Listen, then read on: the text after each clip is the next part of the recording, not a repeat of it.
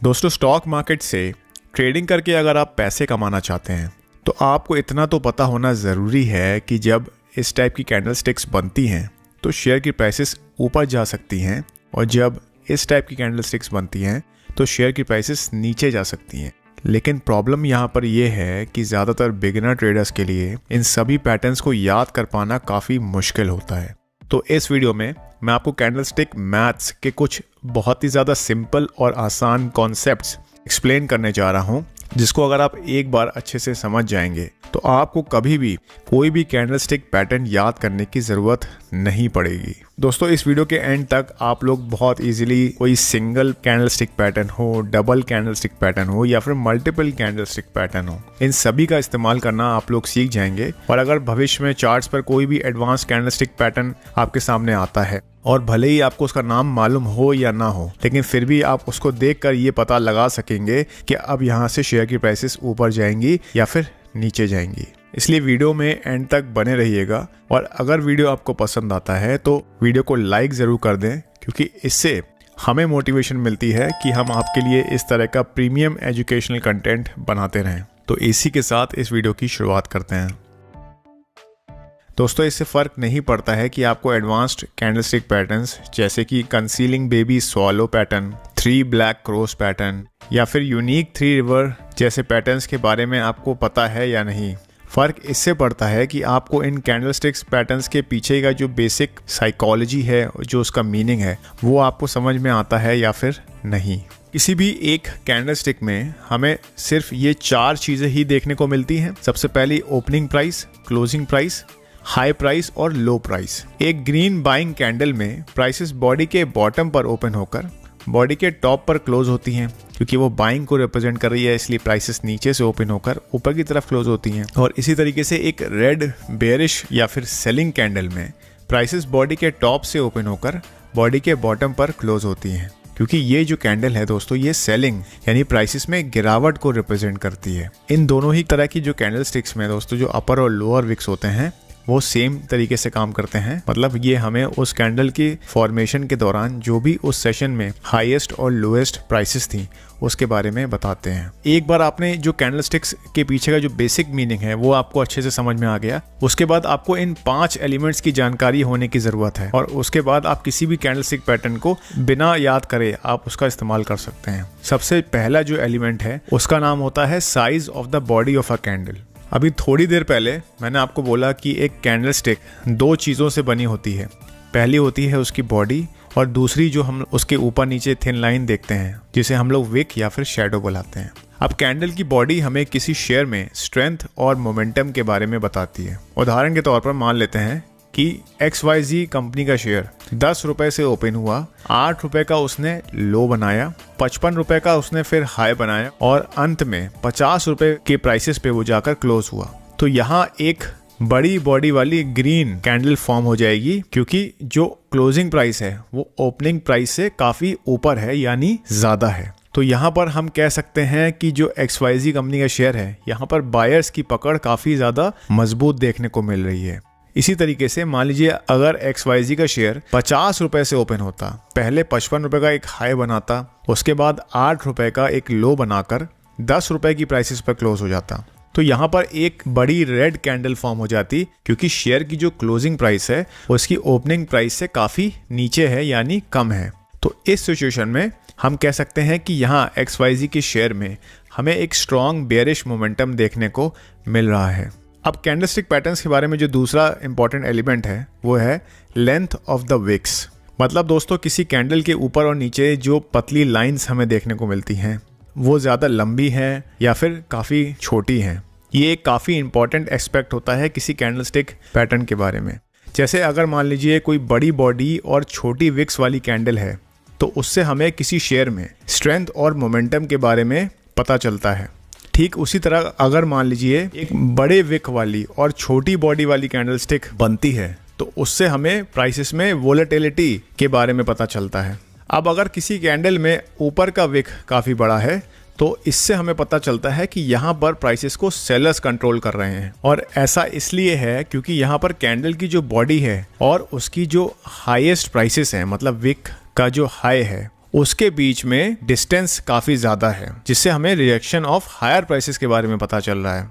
और वहीं अगर मान लीजिए किसी कैंडल में नीचे का विक काफ़ी लंबा है, तो इससे हमें पता चलता है कि यहाँ पर प्राइसेस को बायर्स ने कंट्रोल करा, क्योंकि यहाँ पर कैंडल की जो लोअर विक है या फिर जो लो प्राइसेस हैं और जो उसकी बॉडी है उसके बीच में डिस्टेंस काफ़ी ज़्यादा है। तो इससे हमें यहाँ पर रिजेक्शन ऑफ लोअर प्राइसेस के बारे में पता चलता है। अब जो हमारा थर्ड इंपॉर्टेंट एलिमेंट है वो होता है ratio between wicks and bodies.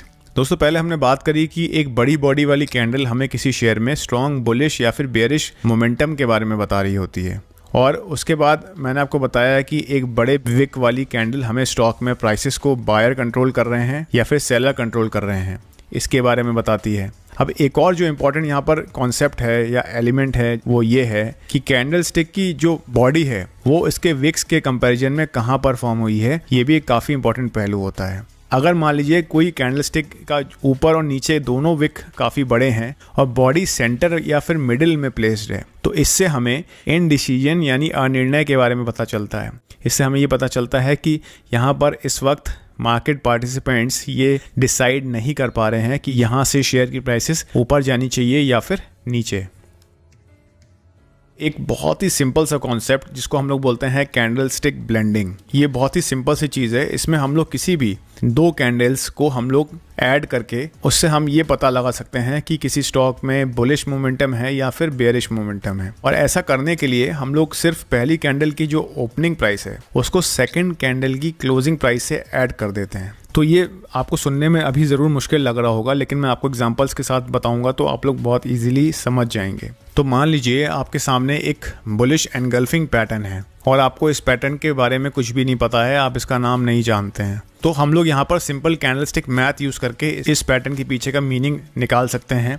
और जो पहले हमने वीडियो की शुरुआत में कॉन्सेप्ट सीखे उसकी मदद से हम लोग ये पता कर सकते हैं कि ये यहाँ पर किस तरीके का पैटर्न है। यहाँ पर बायर्स स्ट्रॉन्ग देखने को मिल रहे हैं या फिर यहाँ पर हमें सेलर्स स्ट्रॉन्ग देखने को मिल रहे हैं। तो सबसे पहले जो इसमें पहली कैंडलस्टिक होती है इस पैटर्न में वो एक रेड कैंडल है जिसकी ओपनिंग प्राइस बॉडी के टॉप पर है, और सेकंड कैंडल एक बड़ी ग्रीन कैंडल है जिसकी क्लोजिंग प्राइस बॉडी के टॉप पर प्लेस्ड है। तो जब हम फर्स्ट कैंडल्स की ओपनिंग प्राइस से शुरुआत करके सेकंड कैंडल की क्लोजिंग प्राइस पर ले जाके एक कैंडल बनाते हैं तो यहाँ एक हैमर कैंडल बनती है।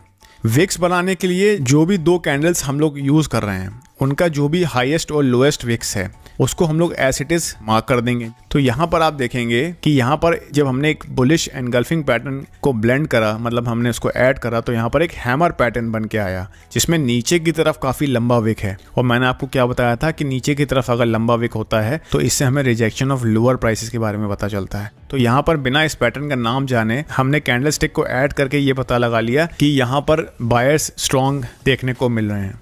इसी प्रकार मान लीजिए एक काफ़ी इंपॉर्टेंट कैंडलस्टिक पैटर्न होता है जिसका नाम होता है 3 वाइट सोल्जर पैटर्न। तो इसमें हमें 3 ग्रीन कैंडल्स देखने को मिलती हैं। अब यहाँ पर अगर मान लीजिए हमें इस पैटर्न का भी नाम नहीं मालूम है तो हमने सिंपली जो पहली कैंडलस्टिक है उसकी ओपनिंग प्राइस से शुरुआत करी और जो इस पैटर्न की आखिरी यानी तीसरी कैंडल है उसकी क्लोजिंग प्राइस तक ले जाके हमने जब एक कैंडलस्टिक की बॉडी बनाई तो यहाँ पर एक लार्ज बॉडी वाली ग्रीन मोमेंटम कैंडल फॉर्म हो गई। अब इससे हमें बिना पैटर्न का नाम जाने ये पता लग गया कि स्टॉक में स्ट्रॉन्ग बुलिश मोमेंटम देखने को मिल रहा है। अब दोस्तों अगर इस कॉन्सेप्ट को यूज करके आप लोग किसी भी एडवांस कैंडलस्टिक पैटर्न को ऐड करते हैं, फॉर एग्जांपल एक बेयरिश एनगल्फिंग पैटर्न को ऐड करने पर आपके पास एक शूटिंग स्टार पैटर्न बनता है। उसी तरीके से 3 वाइट सोल्जर से एक बुलिश मारूबोजू कैंडल बनती है। अगर 3 ब्लैक क्रॉस पैटर्न को आप ऐड करते हैं तो उससे एक बेयरिश मारूबोजू कैंडल बनती है। पियर्सिंग लाइन पैटर्न को अगर आप ऐड करोगे तो एक इन्वर्टेड हैमर कैंडल बनेगी। अगर एक डार्क क्लाउड कवर पैटर्न को आप लोग ऐड करते हो तो वहां पर एक शूटिंग स्टार पैटर्न बनता है। तो वीडियो की शुरुआत में मैंने आपके साथ जो 4 एलिमेंट्स शेयर करे उसकी मदद से प्लस जो कैंडलस्टिक ब्लेंडिंग का ये कॉन्सेप्ट है, ये सारी चीज़ें अच्छे से अगर आप समझ जाएंगे तो आपको कोई कैंडलस्टिक पैटर्न बुलिश सिग्नल दे रहा है या फिर बेयरिश सिग्नल दे रहा है ये आप लोग बहुत इजीली पता लगा सकते हैं। अब इस चीज़ को चार्ट्स के ऊपर समझने की कोशिश करते हैं। लेट्स से आप निफ्टी में ट्रेड कर रहे हैं तो यहाँ पर फॉर एग्जांपल इस एरिया में आप देख सकते हैं कि हमें डाउनसाइड में एक बहुत अच्छा मोमेंटम देखने को मिला। उससे पहले हमें यहाँ पर एक रेजिस्टेंस लेवल के नीचे मल्टीपल इनडिसीजन कैंडल्स देखने को मिल रही थी। तो यहाँ हमें कैंडलस्टिक ब्लेंडिंग करने के लिए जो रेंज में जो पहली कैंडलस्टिक बनी है उसकी ओपनिंग प्राइस को हमने ले लिया उसके बाद इस रेंज में जो आखिरी कैंडल बनी है जिसने रेंज के बाहर जाकर क्लोजिंग दी हो, उसकी क्लोजिंग प्राइस को हमने ऐड कर दिया आपस में।